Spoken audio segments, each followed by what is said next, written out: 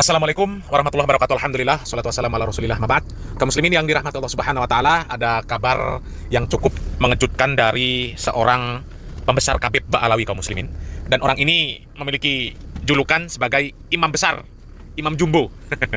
Siapa lagi kalau bukan Habib Rizik Syihab kaum muslimin. Ada kabar yang mengejutkan dari Pak Rizik Syihab.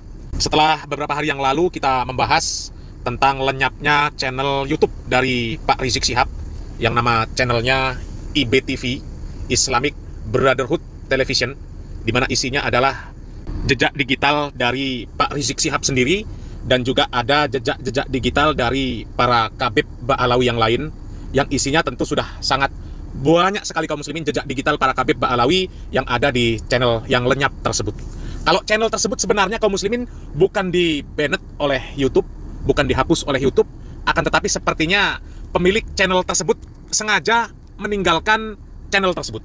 Kemudian jejak digital yang ada di channel tersebut dihilangkan semuanya, ya. Terlepas dari apapun alasan mereka ketika mereka meninggalkan channel tersebut, ya. Kalau kita melihat postingan, ada alasan-alasan yang mereka kemukakan kenapa channel tersebut kemudian mereka tinggalkan. Sebenarnya alasan yang mereka kemukakan itu alasan yang tidak rasional sama sekali kaum muslimin. Sangat tidak rasional. Sehingga wajar kalau kemudian menimbulkan berbagai macam asumsi, ya, terutama asumsi yang mengatakan bahwa memang Pak Rizik Syihab ini sengaja menghilangkan jejak digital karena memang takut diciduk lagi oleh pemerintah. Karena memang isinya, kalau kita melihat ceramah-ceramah dari Pak Rizik Syihab, kemudian para Khabib Ba'alawi seperti Bahar Smith, kemudian Hanif Alatos, isinya memang banyak sekali yang menghujat pemerintah.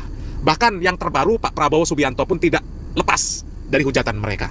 Dan ternyata kaum muslimin ada sebuah channel YouTube yang bernama AW Kertapati Channel, di mana pemilik channel tersebut mengungkapkan bahwasanya memang Pak Rizik Syihab ini selain kabur dari jejak digital, sepertinya Pak Rizik Syihab ini memang kabur dari Indonesia kaum muslimin. Karena memang kalau melihat jejak rekam dari Pak Rizik Syihab, itu banyak sekali kasus-kasus yang sudah menimpa Pak Rizik Syihab ini kaum muslimin. Sehingga wajar kalau semakin hari, semakin lama, semakin bertambah saja jejak-jejak digital dari Pak Rizik Syihab ini melakukan kesalahan-kesalahan, sehingga dia ketakutan, takut diciduk oleh pemerintah, sehingga dia kabur kaum muslimin. Entah kemana. Apakah mungkin Pak Rizik Syihab ini lari ke luar negeri? Wallahu a'lam bishawab. Ya. Tapi berdasarkan informasi dari channel AW Kertapati ini, ya, seiring dengan hilangnya video-video yang ada di channel YouTube-nya Pak Rizik Syihab ini, ternyata Pak Rizik Syihab pun hilang dari peredaran. Ya, coba kaum muslimin kita simak video dari AW Kertapati Channel ini kaum muslimin. Saudara Rizik Syihab, sampai saat ini kita tidak tahu di mana rimbanya dan di mana keberadaannya. Dan tidak penting juga kita menerka-nerka, kita menduga-duga saudara Rizik Syihab itu ada di mana. Karena ya tidak penting. Nah, ada 8 kasus pidana yang membelit saudara Rizik Syihab ini. Dan apakah benar dari 8 kasus pidana ini, saudara Rizik Syihab akhirnya tidak berani lagi menampakkan diri di bumi Nusantara ini? Cling, senyap, hilang, ler, paplasang ini motel. Sebelum pembahasan berikutnya, alangkah baiknya Anda coba simak VT berikut ini. VT ini termasuk, ya ini kayaknya saudara Rizik Syihab mau bermain-main dengan BNPT. Dan bahkan, ya diduga membuat ujaran pelecehan kepada institusi negara yang bernama Densus 88. Kenapa dilecehin dengan Salep 88? Coba Anda simak VT berikut ini. Mentang-mentang mereka didukung BNPT, iya. Mentang-mentang didukung oleh Salep 88, iya. Dipikir kita takut ke Salep 88, ya. Baginya tadi ditanya nih, mungkin dia minum lawan. Dia minum lawan. Tahu ada gerombolan mengadu domba, iya. Nah, VT yang Anda lihat tadi, ucapan saudara Rizik Syihab, itu kan memang mau main-main dengan BNPT, mau main-main juga dengan Densus 88. Yang kita tahu bersama bagaimana jejak digital seorang yang bernama Rizik Syihab ini memang senang ya bermain-main dengan pihak kepolisian, bermain-main dengan penegak hukum, bermain-main dengan institusi negara yang menjaga mengenai Kamtibmas, kemudian menjaga atau penanggulangan terhadap terorisme dan lain-lain. Saudara, kalau bukan permainan intelijen, ada urusan apa? BNPT datang ke tempat imam dan datang ke tempat Fuad, sudah. Ada apa BNPT di sana kalau bukan mengadu domba? Saudara Rizik Syihab ini gemar sekali bermain api dengan institusi yang kita sebut tadi. Dan ada jejak digital 8 kasus yang membelitnya, sehingga diduga saudara Rizik Syihab itu sekarang tidak berani menampakkan batang hidungnya, bahkan tidak berani ya nongol di sosial media. Yang kemarin kita sudah bahas bahwa channelnya yang biasa dia tampil itu, yang sudah kurang lebih ada 350.000 subscriber, dan saya lupa ya berapa video, itu tinggal 1 video, semuanya dihapus dan ganti akun. Nah, ini menunjukkan fakta bahwa diduga memang Rizik Syihab ini menghilangkan jejak digitalnya supaya semua statement melalui video yang diunggah lewat channelnya itu akhirnya bisa menghilangkan jejak digitalnya oce-oce-oceannya yang kurang ajar, yang ditujukan kepada ya institusi negara atau para pejabat-pejabat negara atau tokoh-tokoh negara, tokoh agama, ulama, kiai dan lain sebagainya yang dia anggap tidak sepemahaman dengan otak dia. Oce-ocean dia itu sekarang sudah hampir di channelnya ya tidak ada. Nah, ini akan saya narasikan jejak digital sebuah kasus yang pernah membelit kasus pidana, membelit saudara Rizik Syihab. Dan yang terakhir Viti yang dari tadi, mungkin saja itu Viti yang terakhir yang oce-ocean si Yaman Begadul Racepo tuwek ngeklek ini, itu merupakan Viti yang terakhir, sehingga dia dengan sengaja dari bumi Nusantara deleter, senyap, lenyap, mutar. Anda simak ulasan mengenai 8 kasus pidana yang membelit saudara Rizik Syihab. Kita simak. Pidana yang membelit Rizik Syihab. Yang pertama, kasus dugaan pencemaran nama baik Soekarno yang dilaporkan Sukmawati Soekarno Putri terhadap Rizik Syihab. Kasus singkat, pelapor Sukmawati Soekarno Putri, Presiden Soekarno. Terlapor Rizik Syihab. Tindakan, laporan ke Baris Krim Polri pada 27 Oktober 2016. Alasan, tuduhan pencemaran nama baik Soekarno dalam ceramah Rizik Syihab di lapangan Gasibu Bandung tahun 2011. Pasal yang dilanggar, pasal 320 KUHP tentang pencemaran nama baik orang yang sudah meninggal. Perkembangan kasus, dilimpahkan ke Polda dilimpahkan ke Polda Jawa Barat pada 20 November 2016 karena TKP berada di Jawa Barat.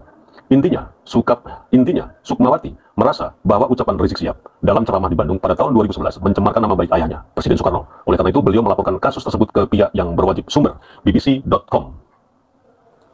Kedua, kasus dugaan penodaan Pancasila yang dilaporkan Sukmawati Soekarno Putri terhadap Rizik Syihab. Kasus singkat, pelapor Sukmawati Soekarno Putri, terlapor Rizik Syihab. Tindakan, laporan ke Baris Krim Polri terkait dugaan penodaan Pancasila dan pencemaran nama baik Soekarno. Alasan, diduga ada pernyataan dalam ceramah Rizik Syihab yang menghina Pancasila dan Soekarno. Pasal yang dilanggar, pasal 15.4a KUHP, pasal 320 KUHP, dan pasal 57a Junto, pasal 68 Undang-Undang Nomor 24 Tahun 2009. Perkembangan kasus, dilimpahkan ke Polda Metro Jaya. Rizik Syihab ditetapkan sebagai tersangka pada 30 Januari 2017. Berkas perkara dilimpahkan ke Kejati Jawa Barat pada 2 Mei 2017. Kejati Jawa Barat masih meneliti berkas perkara dan akan memberikan keputusan pada 3 Mei 2017.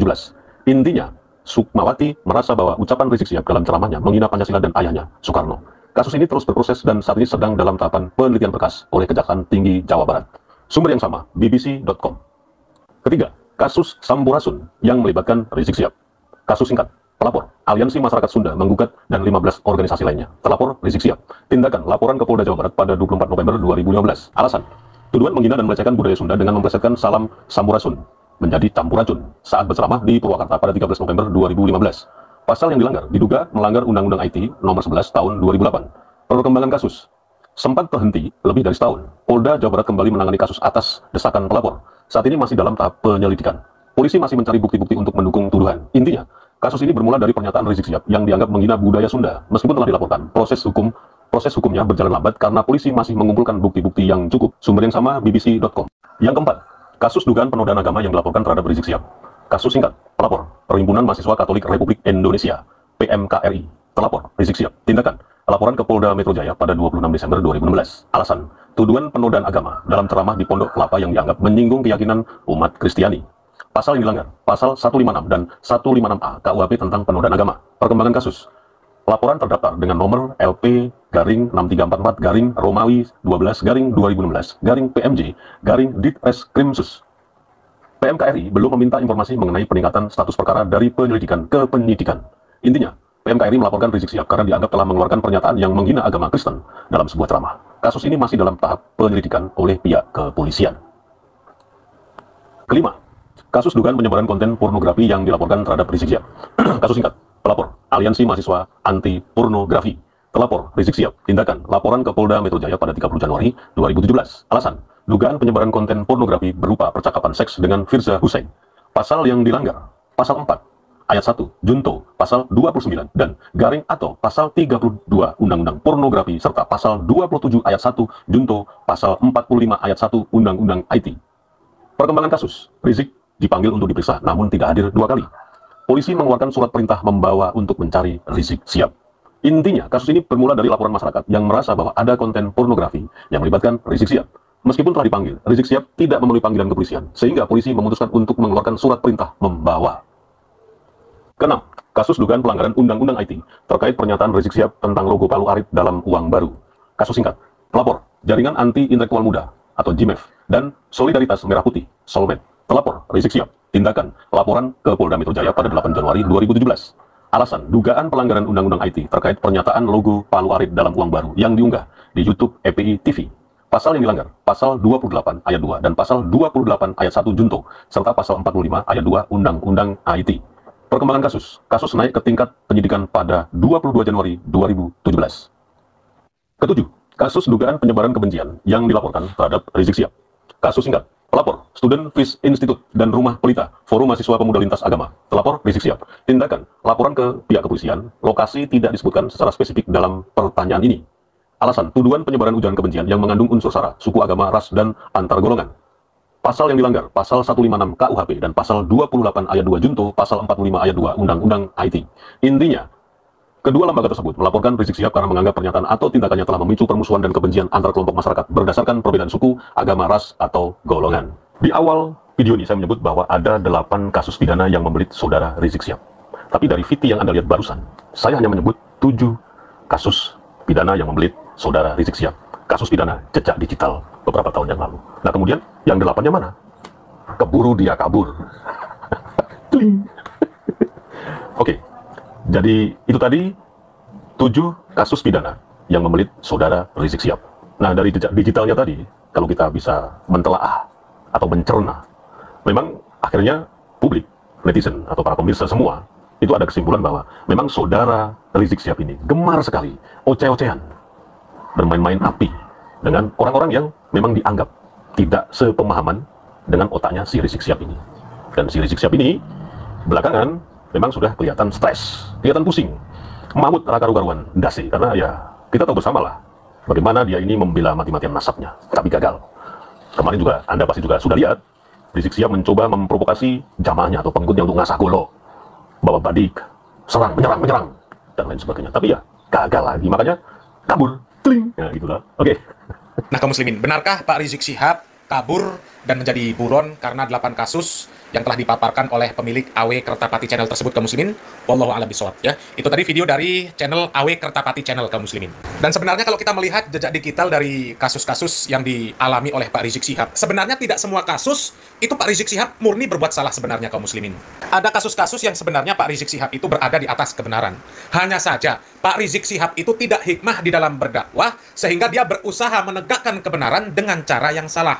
Sebagai contoh kaum muslimin ya, ketika Pak Rizik Syihab mengkritisi tentang masalah salam budaya kaum muslimin ya, salam di suatu daerah ada salam sampurasun ya. Sebenarnya kalau Pak Rizik Syihab ini bisa menjelaskan dengan baik terhadap umat Islam bahwa umat Islam ini memiliki salam yang lebih mulia yang tidak ada bandingnya dibandingkan dengan salam-salam yang lain, yaitu assalamualaikum warahmatullahi wabarakatuh, apalagi sampurasun ya. Kalau Pak Rizik Syihab bisa menjelaskan dengan baik, tidak mengeluarkan perkataan-perkataan yang bernada mengejek, maka tidak ada celah bagi orang untuk menjadikan permasalahan ini menjadi sebuah tuntutan hukum kaum muslimin.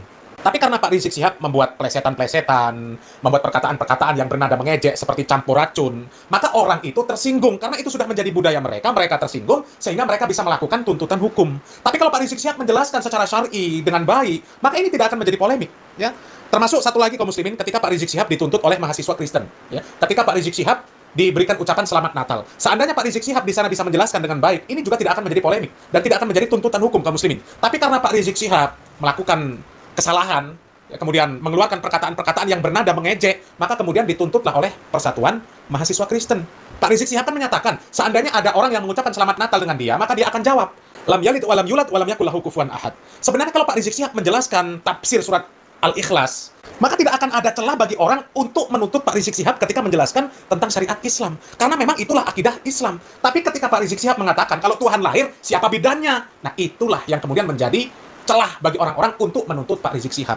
Karena kesalahan dari Pak Rizik Syihab, Pak Rizik Syihab ini tidak hikmah dalam berdakwah. Padahal Allah Subhanahu wa taala sudah mengatakan, "Ud'u ila sabili rabbika bil hikmah wal mau'izatil hasanah." Serulah manusia itu kepada jalan Rabbmu dengan hikmah, ya, dengan cara yang baik. Kalau sudah didakwahi dengan hikmah, dengan cara yang baik, kemudian mereka tetap ngeyel, maka Allah Subhanahu wa taala mengatakan wajadilhum billati hiya ahsan. Maka bantahlah mereka itu dengan cara yang baik, bukan dengan cara membuat ejekan-ejekan seperti itu. Makanya kemudian Pak Rizik Syihab dikasuskan kaum muslimin, ya. Jadi sebenarnya dari kasus-kasus Pak Rizik Syihab itu tidak semuanya Pak Rizik Syihab benar-benar di atas kesalahan, ya. Ada kalanya Pak Rizik Syihab itu ada di atas kebenaran, tapi dia salah di dalam menegakkan kebenaran tersebut kaum muslimin.